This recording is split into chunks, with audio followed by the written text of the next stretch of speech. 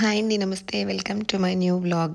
So, ఇవాళ పొద్దున్నే అయితే ప్రోటీన్ రిచ్ బొబ్బర్ల కూర ఆర్ అలసందల కూర అయితే చేసేసానండి. అంతేకాదు దీంతో పాటు వేడి వేడి అన్నం కూడా. ఈ గిన్నె గుర్తుందా అండి? నా మేనల్లుడి పంచెల వేడుకలో రిటర్న్ గిఫ్ట్స్ అనమాట. చాలా చక్కగా పర్ఫెక్ట్‌గా సరిపోయింది నాకు మా కౌశిక్ బాబు రైస్ కుకింగ్‌కి.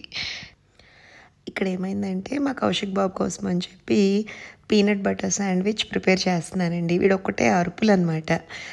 అంటే వాడికి కూడా పెట్టమని. సో, మా వాడు ఏం చేశాడంటే వీడి పని ఇలా కాదు మమ్మీ అని వాడి నోటి భాగంలో నోటి లోపల పై భాగంలో కొంచెం పీనట్ బటర్ రాశాడు. వాడి బాధ చూసారా పిచ్చి వెధవ. తర్వాత ఇదిగోండి ఎగ్ బుర్జీలాగా ఒక చిన్న కటోరీలో అయితే పెడతాను ఎవ్రీడే. దాంతోపాటు ఇదిగోండి వీడి శాండ్విచెస్ అనమాట. సో, చాక్లెట్ ఫ్లేవర్ ఇష్టపడతాడు.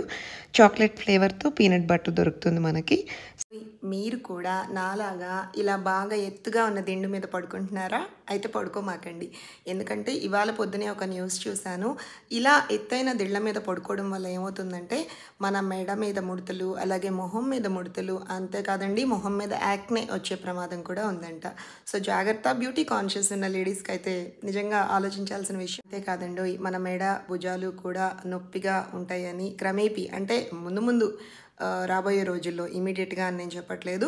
అండ్ మన స్పైనల్ కార్డ్ కూడా దెబ్బతింటుంది, సెన్సిటివ్గా మారుతుంది. అలాగా నాకు కూడా అదొక హ్యాబిట్ అండి. సో పడుకునే అలవాటు ఉంటే క్రమేపీ స్లోగా దిండు లెవెల్ని తగ్గించుకుంటూ వీలైతే దిండు లేకుండా పడుకోండి. చాలా మంచిదంట ఆరోగ్యానికి. నిన్న రత్నదీప్లో ఈ జామకాయ అయితే కొని తెచ్చామండి. ఎంత స్వీట్గా ఉందంటే నాకు యాక్చువల్గా అయితే పెద్ద ఇష్టం ఉండదు, బట్ ఎంజాయ్ చేశాను. అంతేకాదండి వేడి వేడి పొగలు వచ్చే ఇడ్లీ మీద శుభ్రంగా 3 ఫుల్ స్పూన్స్ నెయ్యి వేసుకుని అదిగోండి కొత్త ఆవకాయ వేసుకుని తింటుంటే ఆహా స్వర్గమే. నాకు మామూలుగా చిన్నప్పుడు ఇడ్లీ అంటే ఏడ్చేసేదాన్నంట. ఎందుకో పెద్దయిన తర్వాత రోజు ఇడ్లీ తిన్నా బోర్ కొట్టదు. దాట్ టు ఇదిగో ఇలాంటి ఎర్ర పచ్చళ్ళతోటే ఇష్టం. నాకైతే పీనట్ చట్నీ అండ్ పుట్నాల చట్నీ కంటే ఇలా ఎర్ర పచ్చళ్ళతోటే ఇష్టం అనమాట. మీలో ఎంతమందికి ఇలా ఇడ్లీ ఆర్ దోశ కొత్త ఆవకాయతో ఇష్టమో ప్లీజ్ కామెంట్ చేయండి.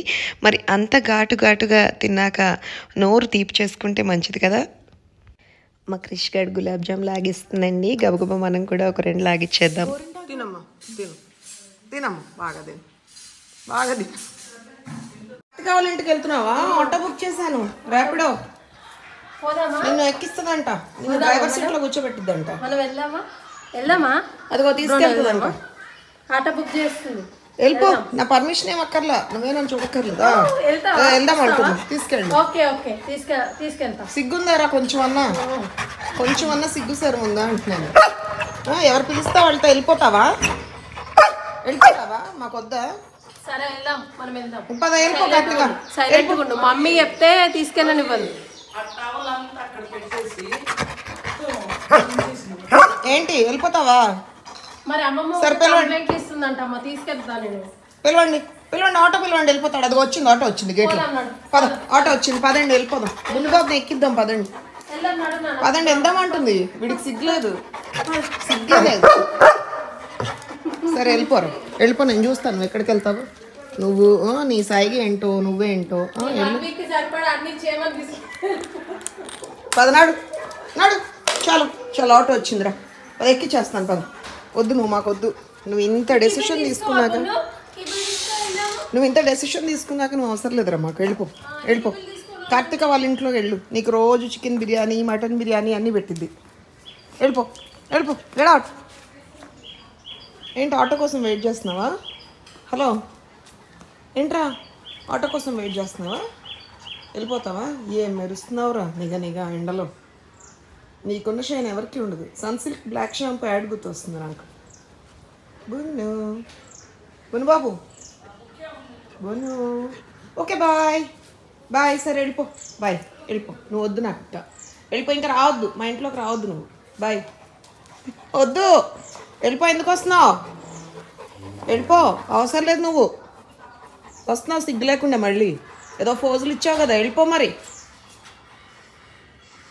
ఇలాంటి బ్యాగ్స్ ఉంటాయి కదండి, స్లింగ్ బ్యాగ్స్. ఇలా బారుగా హ్యాంగింగ్ ఉన్న బ్యాగ్స్ని నేనైతే కండక్టర్ బ్యాగ్ అనే పిలుస్తాను. నా చిన్నప్పుడు మా బస్సులో కండక్టర్స్ వేసుకునేవాళ్ళు. మా కృషాలు ఎందుకు పిలుస్తావు అంటది. ఏమో నేను కండక్టర్ గుర్తొస్తున్నాడు ఈ బ్యాగ్ చూస్తే అన్నాను. కానీ జోక్గా అంటే అన్నాను కానండి, కండక్టర్ లాగా ఈ బ్యాగ్ వేసుకుని ఎక్కడికి వెళ్ళినా బ్యాగ్ మర్చిపోకుండా హ్యాపీగా ఇంటికి వస్తుంది. స్టైల్గా క్లచ్లు లాంటివి తీసుకెళ్తే ఏదో ఒక షాప్లో వదిలేసి రావడమే ఖచ్చితంగా. చిన్న పని మీద బయటకు వెళ్తున్నానండి. అదే నిన్న ఆల్రెడీ చెప్పాను కదా వెళ్ళిన పని అవ్వలేదని. సో దాని పని మీద వెళ్తున్నాను. అండ్ చీరలు కొనడం ఒక ఎత్తు అయితే, కజిన్స్ అండ్ క్లోజ్ ఫ్రెండ్స్ ఇంటికి వచ్చినప్పుడు దాన్ని అలా డిస్ప్లే చేస్తుంటే అబ్బా ఆ మజానే వేరు. మీరు కూడా ఇలాగే ఎక్స్పీరియన్స్ అవుతున్నారా? అయితే ప్లీజ్ కామెంట్. ఒక్కొక్కటి చూసుకుంటూ ఒక్కొక్కటి వేసుకుంటూ భలే మజా వస్తుంది.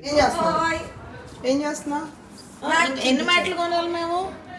బును, నీకు సంగతి తెలుసా? తిరుమలగిరి దగ్గర అంట ఈ మ్యాట్స్ కేజీల లెక్క అమ్ముతున్నారంట. అక్కడ నుంచి డాడీ తెచ్చారు. ఎన్ని తెచ్చారు తెలుసా? 10 కేజీలు తెచ్చారు. ఇప్పుడు ఏమీ లేవు చూస్తే. ఎందుకంటే ఇదిగో ఇదే నీ దాటికి తట్టుకోలేక వస్తుంది. అమ్మమ్మ వస్తుంది, కర్ర తెస్తుంది.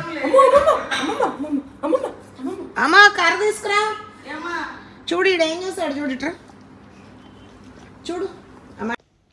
ఆ బొంగులే, మీ అమ్మని చూస్తే నువ్వు సుస్సు పోసుకుంటావేమో, నేనేం కాదు, నాకేం భయం లేదు అన్నట్టుందండి వాడి ధోరణి. సరే, ఇంతకీ వ్లాగ్ నచ్చితే ప్లీజ్ మర్చిపోకుండా like, share and subscribe. Bye.